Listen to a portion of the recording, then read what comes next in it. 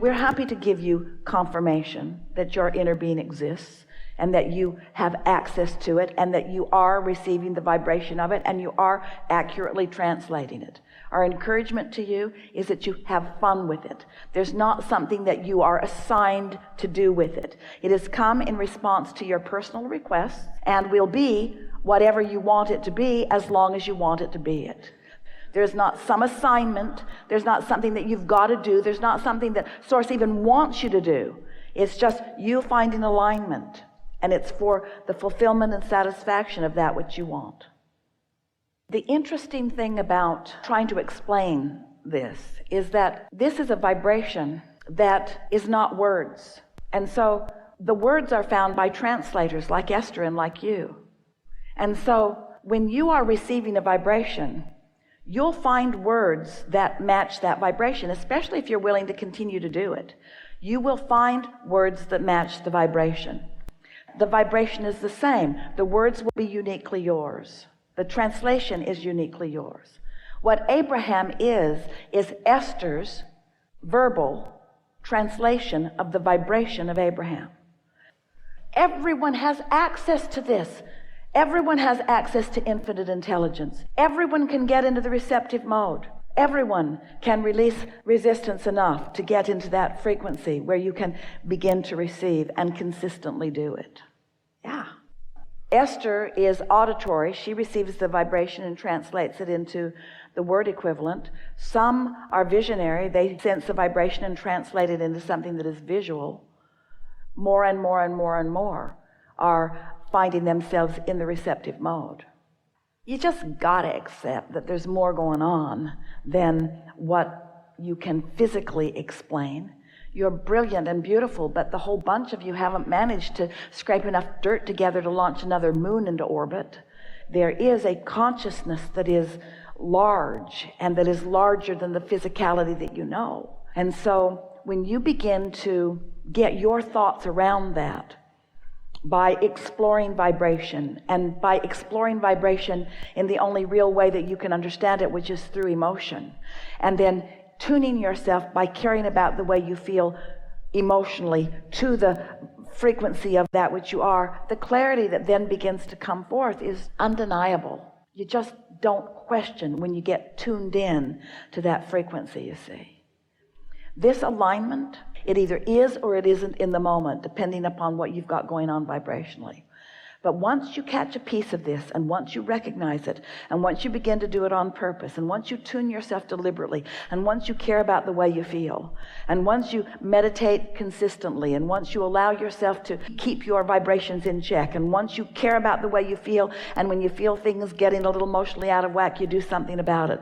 Once you begin to gain control of your own vibration and the momentum becomes something that is really consistent, then you become a consistent enough translator of the vibration that you yourself don't doubt it. In the early days, Esther would say, Abraham, am I speaking clearly your words?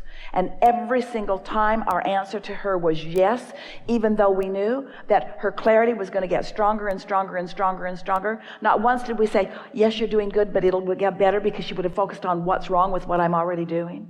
In other words, it just gets better and better and better until in time, if you were say to Esther, Esther, do you have an inner being? She'd say, yeah. And does your inner being have a name? And Esther would say, the best name that they've been able to give me is Abraham.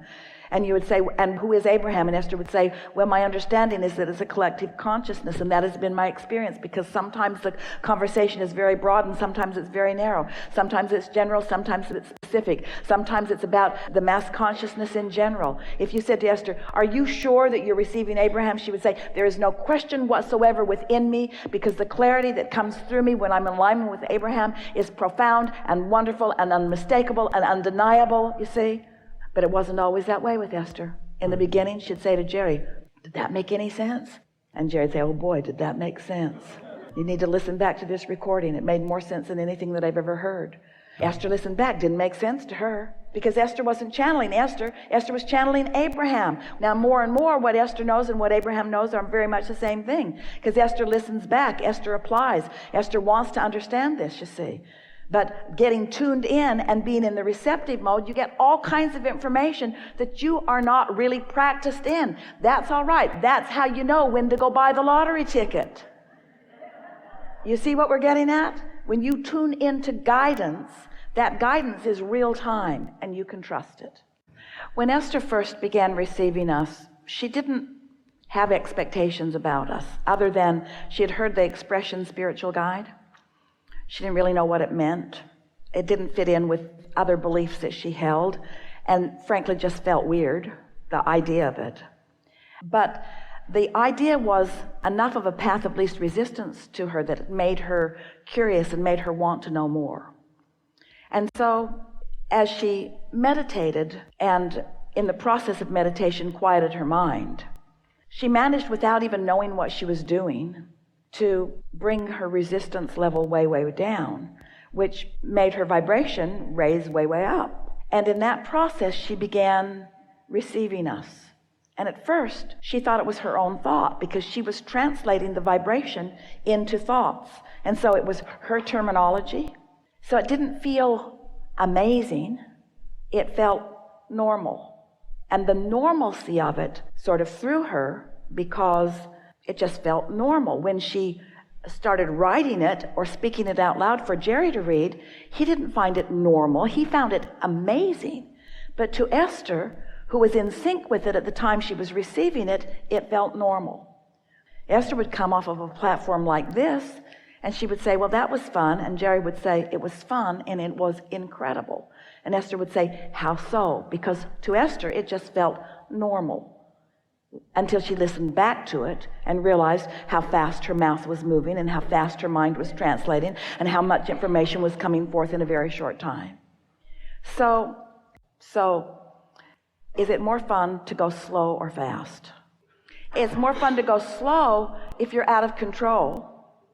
Esther got into her little Audi R8, and we promise you she had no intention of going slow. It sits low to the ground.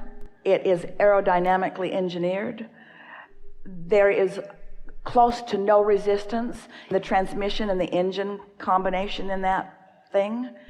It is the most energizing physical experience that she has ever experienced, because the creation of it is an example of close to no resistance. She found that she's been driving around in these big buses where when you go around a corner, you got to slow way down. Not the R8. Don't need to slow down. She decided to test it to its limits. How fast can I really go around this 45-mile-an-hour curve? 45 seems ridiculous. In a bus, yes, but in the Audi R8, no.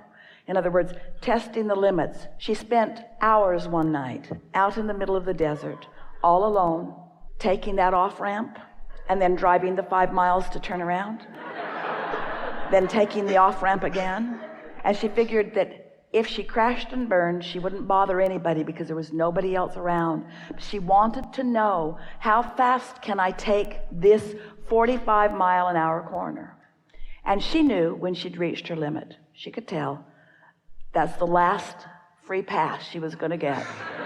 She could feel, because the dynamics, the physics of this time-space reality showed her under these conditions, on this track, it's a highway, on this track, in this car, under these conditions, this is as far as I best go until they devise an even better car or an even more experienced driver. There are a lot of variables there. So that's what you're doing. You're testing your limits. So when we ask the question, is it more fun to go fast or slow? There's no right answer to that, really. Conceptually, fast always feels better, provided there's no resistance. But if there's resistance so that fast makes you uneasy, then you want to slow it down. And so the answer that we want to come back from you is, Abraham, I'm not looking for fast or slow to be the right answer. I'm looking for alignment to be the right answer. I want to go as fast as I can go and not crash and burn. That's really what you want to say. I want the energy to go as fast as it can go and me not offer resistance. So if you've got a belief that has a lot of resistance in it and you beat the drum of a desire, you're setting yourself up for a tug of war, because as you amplify your desire, given the resistance that you hold, now there's more resistance within you and you're not having a fun ride. And so we don't ever want you to believe that your work is to slow down the desire, because you can't really slow it down. But don't try to amp your desire faster than the boundaries of your resistance.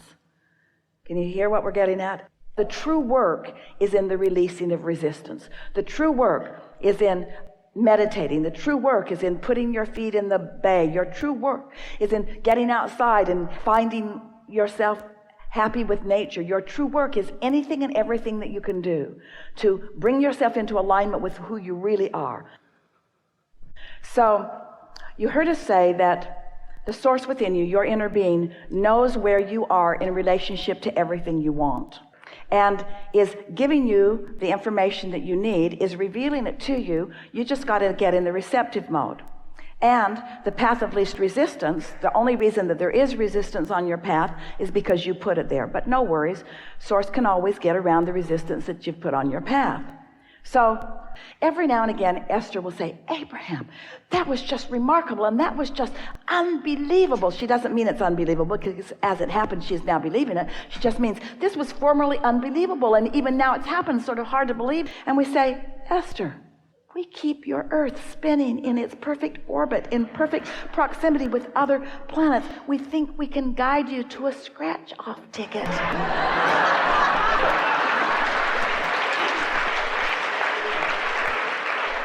You all just make it harder than it needs to be. In other words, the money could be directly downloaded into your account. You wouldn't have to go through the gyrations that you go through if you believed it.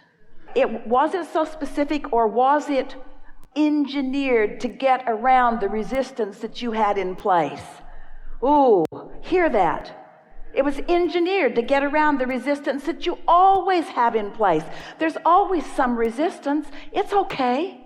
It's okay. Just try not to wallow in it. And because there's a part of you that still thinks that that was a little bit of chance. In other words, sort of random, and the lottery ticket's sort of random, and all sort of random, and nothing's random. Nothing's random. You're good. You're just letting it in as best you can. But when you have experiences like that, and you acknowledge them, and you make the correlation between your desire and your emotion and the inspired action that came as a result of that, before long you can begin to chart a very specific, very cognizant, aware pattern of how it unfolds. And everyone here got it. In other words, it's really easy to understand that.